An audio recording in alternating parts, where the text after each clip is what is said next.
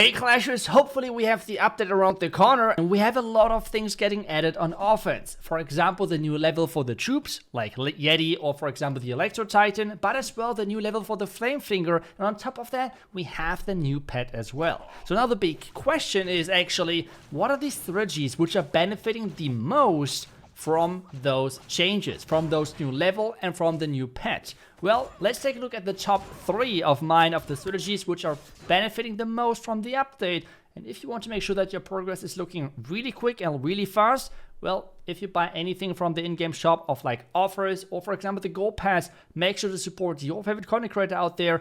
If you want to support me on the channel, make sure to use code iTzu. I really appreciate that, but now let's start with my, well, I said top 3, but this is kind of my top 4. Because this strategy kind of was made more simple, but a little bit more strong as well. So I want to put it into my list. Why exactly is that the case? Why do I think so that this is now a little bit stronger?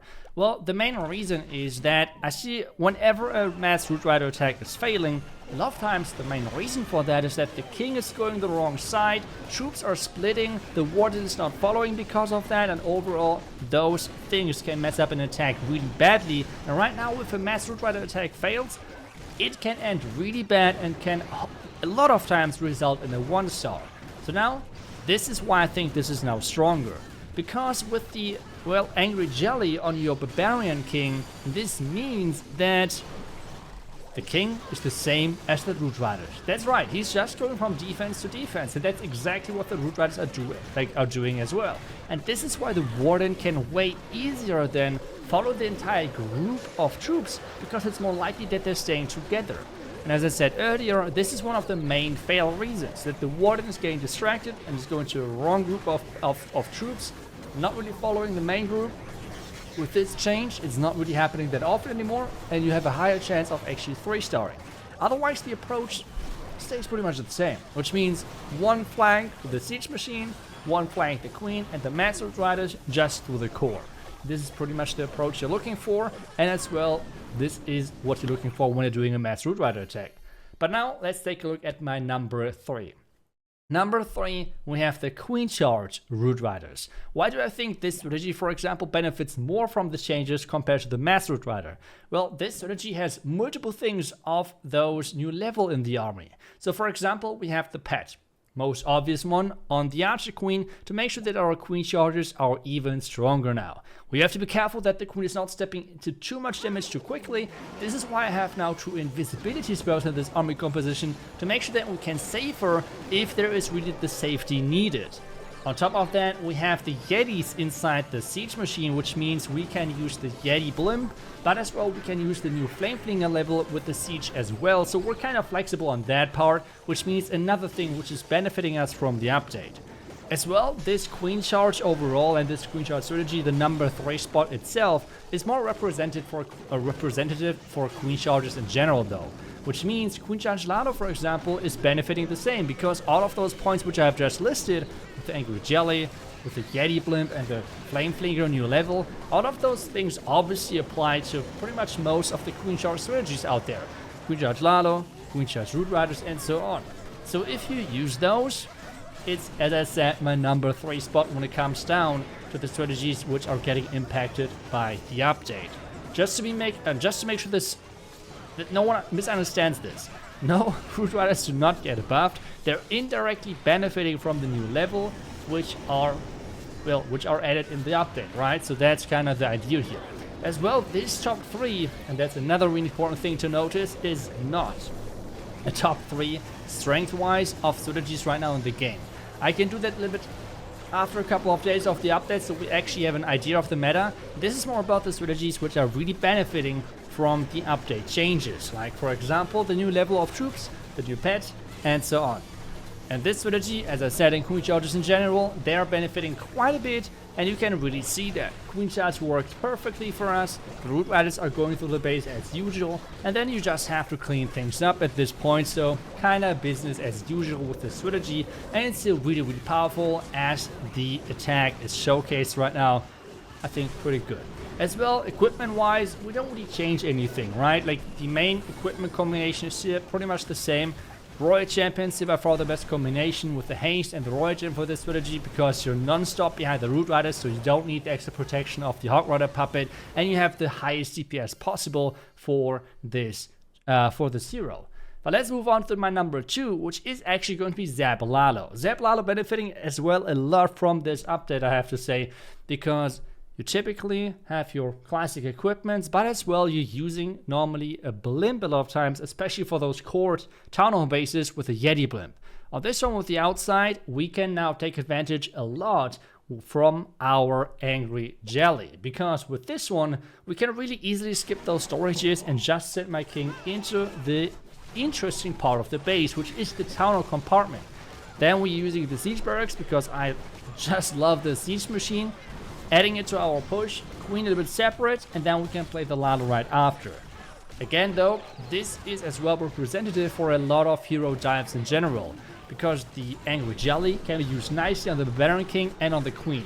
I personally prefer the King right now, but I love to see what you're coming up with when it comes down to hero dives, with like for example the Archer Queen. But I think sending the King without any funnel into a compartment, with a wall break, without a wall break, whatever, it is just so insane, because he is only targeting those important defenses, and it's kind of crazy. After that, well, we're just playing the Lalo as usual, right? Like just putting the Lalo in there, trying to have, well, somehow a good Lalo job. I know my Lalo might be not the cleanest, but overall we're getting the job hopefully done. Otherwise, equipment wise, still using the classic combinations. We're not really changing anything up, so we don't have any specific, well, I don't know, crazy changes to the equipment which would have made us change any of those. Still super common, just getting our spells in to make sure the Lalo is working as intended, and then we're getting things done. Yes, I know there's one thing which might be considered now a nerf to zaps in general, and that is obviously a couple of buildings that have got new level, so the hit points were increased, but you can just go for the zap Lalo, or like 7 zap Lalo attack in general as well, like 7 zaps with 1 earthquake. That works totally fine as well, to be honest. You don't really need that last spell that often anyway, so it's totally fine. You can still go with 6 zaps, but then you have to really make sure that you're not going for beatings which you cannot zap anymore.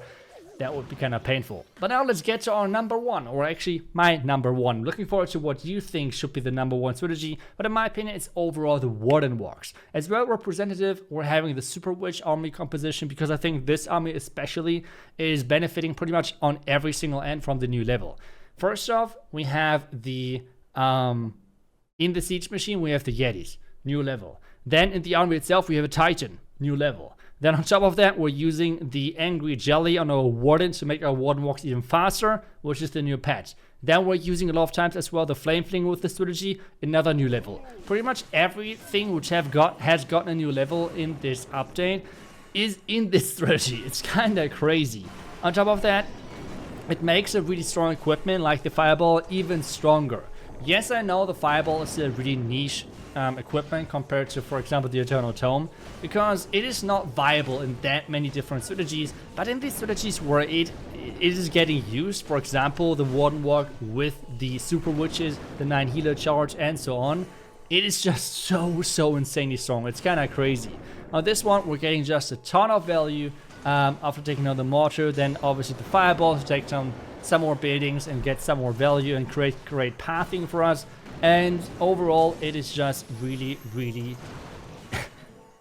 strong is actually an understatement by now, but well, I know the Fireball is still like, some people like it, some don't, which I think is totally fine, but in general the Warden walks are becoming stronger with this new pet. One of the main reasons is that this new pet is kind of catering into a category which was not really that popular when it comes down to pet combinations. So when you're thinking about like heroes which had not the strongest pets on Town of 16, you could think about, well, the Warden a lot of times, because in a Warden walk there was no optimal pet, right? Like you could use the Owl, which was sometimes great if there's no air defense, but sometimes really bad if there is an air defense.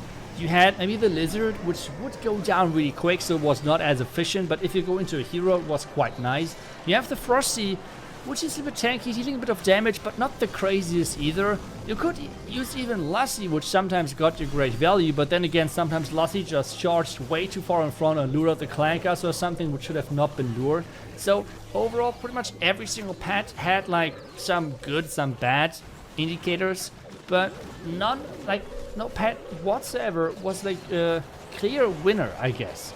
And this pet now changes this. Okay, this pet now is changing this, and this is, I think, why the Warden walks are just becoming so much stronger.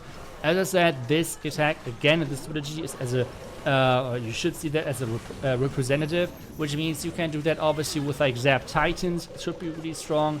As I already said, the 9 healer charge should be really strong. Pretty much wherever using a Warden walk, it is going to be incredibly powerful. Now we'll do more videos obviously in the next week about most of those strategies to showcase, hopefully be able to showcase a lot of different approaches versus different bases with those new strategies then.